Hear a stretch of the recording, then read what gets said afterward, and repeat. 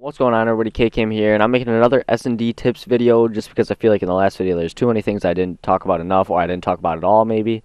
So I'm going to make another one, and this one I'm going to be sure to include a lot of very important tips for SnD, and I don't know, some of them I might have talked about in the last video, but I'm going to be kind of going in depth now and really explaining some stuff, kind of like more advanced stuff that you need to know about search.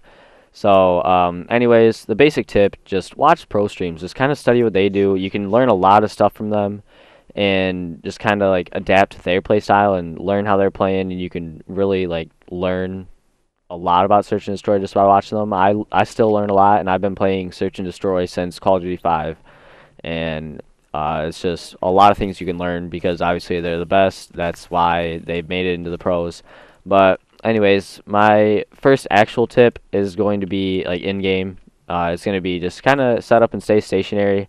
So you're not going to come here and then 10 seconds pass. You're not just going to run out and then die from yellow. Just stay here, stay patient. You can see B bomb if you're right here, and just have planned out where you're going to sit. You might just want to like sit around green, but I kind of find this spot really helpful because if you think about it, you don't even have to watch these two areas because they cannot get by you without you seeing them.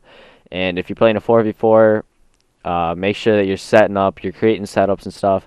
So maybe you want to sit right here, you can have one person there, you can have one person come inside a hospital right here, and just like that, because then you can watch their back, they can sit right here and watch hospital and hospital window, and then have another person set up school, and maybe one back atlas. You can cover all the lanes right there, and that's a very, very good way to play a search, is just to be nice, strategic, set up, make sure everything's covered, make sure that you have the advantage on your opponent by pre-aiming and all that stuff.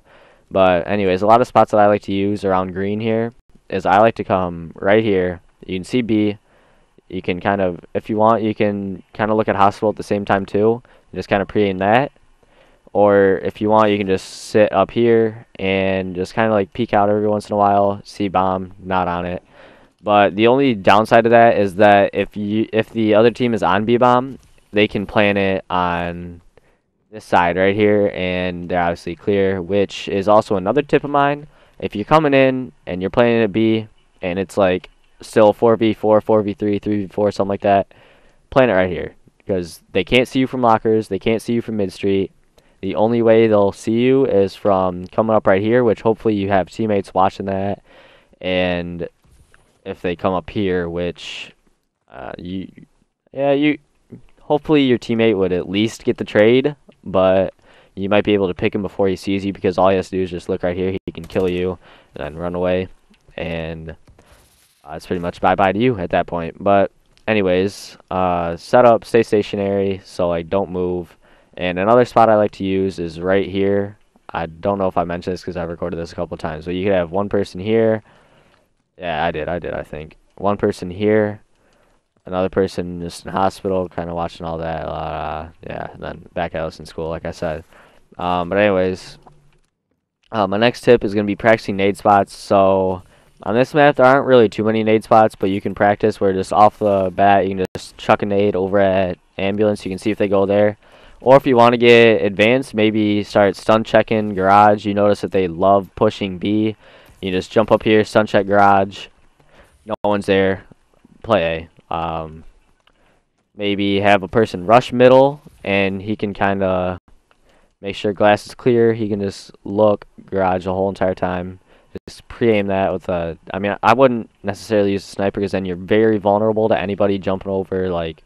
If someone comes hospital or anything, you're very vulnerable because you can't really fight back unless you get an insane quick scope. You're just like, wah, bye. But yeah, that's not gonna hit. That's not gonna hit 90 times, 95 times out of 100. That's not gonna hit.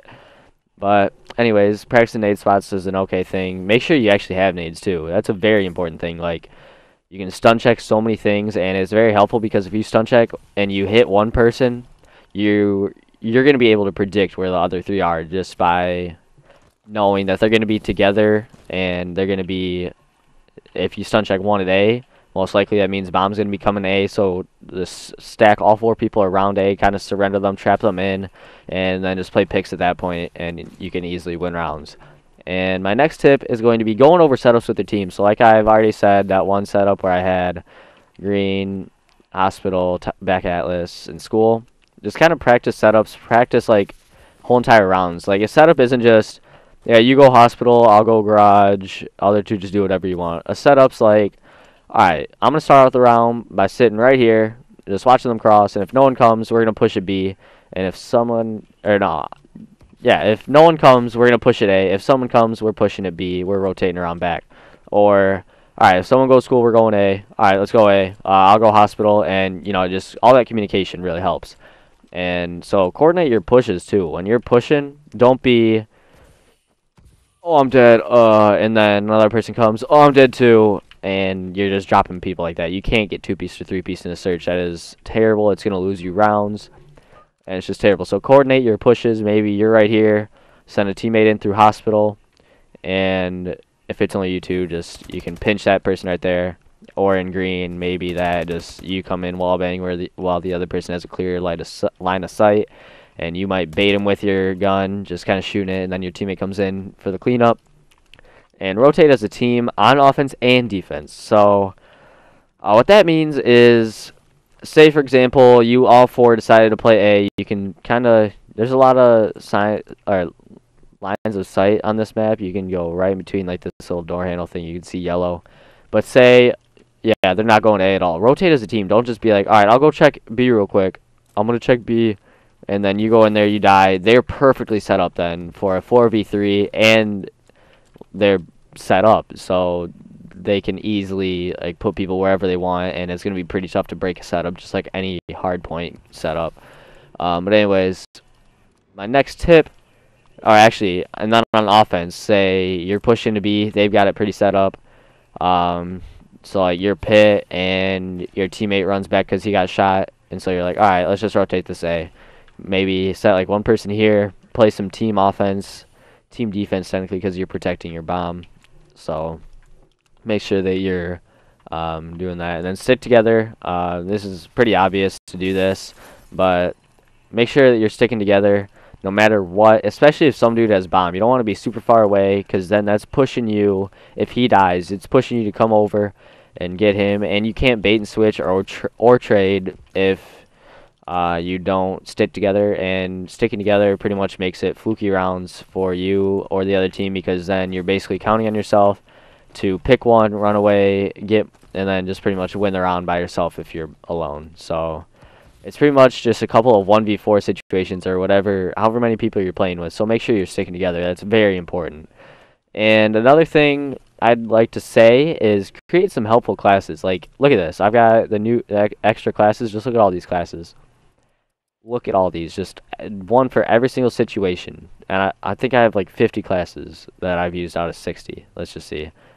Yeah, I've used 47 out of 60. So if that's not proof that you need more classes than just one, then I don't know what is. Because for every single play, maybe I want to rush this, put on my overclock class, I can rush this, beat him here, maybe even beat this guy there if he goes there, because that's a very common spot. But just make sure you're trying to beat all this stuff. Oh, jeez, man, that sounds so wrong. But make sure that you're using classes that help you out with things. And a lot of the things that are really nice to do, you can sit right here, and you can see this. You can kind of crouch down, and you'll be able to see them come around here, or hospital. But the only thing that opens you up to is middle, so that's not very helpful at all. And so maybe you want to watch school. Just come right here. You're clear from anyone except for hospital coming that way, and you can see school right there. He comes, you just snipe him. And this tip I actually learned from Apathy. You can come right up here onto this second little panel right here, like how there's one there, there's one there. You can come right here. You're very protected. You can just see that right there. I don't think you can go on top of this. Oh, you can. Yo, that's so sick. Maybe put on cold-blooded, just sit up here. Oh, dude, you could just dominate right here. Just, you can watch everything. Maybe have one right here, one right there, just watching school in middle.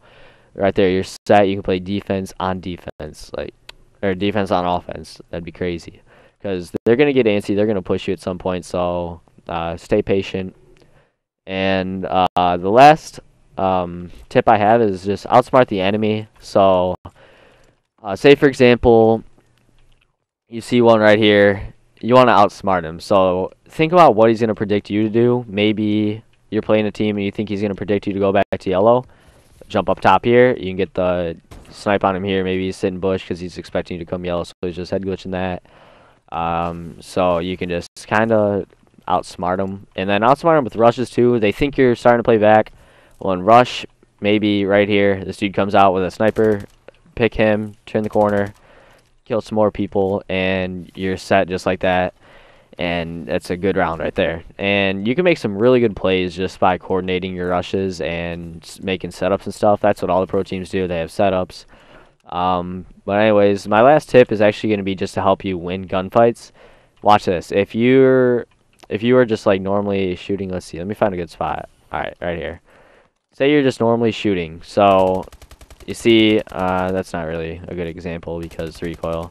But like it's got inconsistent recoil. It's not showing right now. But there you go. So you see it's got a little bit of recoil, but then you prone. You can get, it's not at, oh my gosh, dude, hold up. I'm going to change team because I'm out of ammo. But right here. So as you can see, recoil kind of plays more of a factor when you're standing than if you're laying down. It's just all compact for the most part. But so, hold up, I'll show you right here. So always drop shot, because not only is like the recoil better, but or like more compact, more together like this, but also just they expect you to go up. So if you go down, that makes you a smaller target for the person that you're facing. So like if the person's right here, drop down, he's gonna be shooting above you for at least one shot. So you can easily just get that advantage, kind of make him flinch, and you'll take over the gunfight just like that. So anyways, my last thing that I'm going to talk about is plant the bomb where you can find some good lines of sight. So like right here, this is a really nice spot because they can't see you from there, and you're kind of blocked off from School or Middle Street. So that's a really good spot to use right here. You just have to make sure you have teammates covering you while you plant. That's another big tip, is always to protect the bomb carrier or planter, because if you get bombed down, that's just 38 seconds that you have to survive and cover that thing, and you're pretty much set. So it's making 1v2s easier, making 1v3, 1v4, it's making 4v4. It's just making every situation so much easier to have bomb down. So you plant it right here, and you can go back into yellow, and there's just so many things you can do, because you can literally just like sit right here, and then every once in a while just kind of peek, not there. And obviously you're gonna want to pre-aim this, because if you don't pre-aim that, you just look at bomb, you can easily, you're at the disadvantage. If there's a person green, he's starting to shoot you, so you're pretty done for there. And my last tip, I actually noticed this last night when we were playing with volts and stuff, but like he'd always come over, he'd always expect bomb, and anytime you do that, a person would rush him. So like say he did that and a person came right through here, and John would lose because obviously he's at a huge disadvantage. You have to expect them to do that. So maybe like, I don't know, not quite like that. Maybe like pre-aim around, and then if he's on bomb, you can shoot him. But if he's not, at least you have that pre-aim. You still have more of an advantage. You might still be at a disadvantage, but at least it's more even than if you weren't. So anyways, hope these tips help you win some more searches, as it is a pretty important game mode to win. Hope you guys enjoyed the video. Hope it helps you. If it did, please like, comment if you have any comments, and subscribe if you want to see more. I will have another hardpoint uplink and CTF coming, and it's going to be pretty helpful. And I'm actually helping myself out while making these videos, because I just feel like it just kind of helps me realize more things that I'm doing wrong, just looking at all this stuff. And another thing right here, you can melee these books, and look at this line of sight. They can't push you. Then if you need, you can even like come back here, and then you're clear from this side. So good spots, a lot of good spots. You can learn a lot of really good spots. Just kind of look up, search spots, find some yourself, and learn setups. You're gonna dominate searches. You're gonna be winning search tourneys like crazy, and just a lot of fun when you're winning. So I've kind of rambled on for a lot now. I probably made this video really long. Yeah, 14 minutes, not that bad. But anyways, like, comment, subscribe. Hope it helps you guys out, and I have more coming out, and I'm looking to get back on that tourney grind with our new 4th wink wink video coming out later. Goodbye.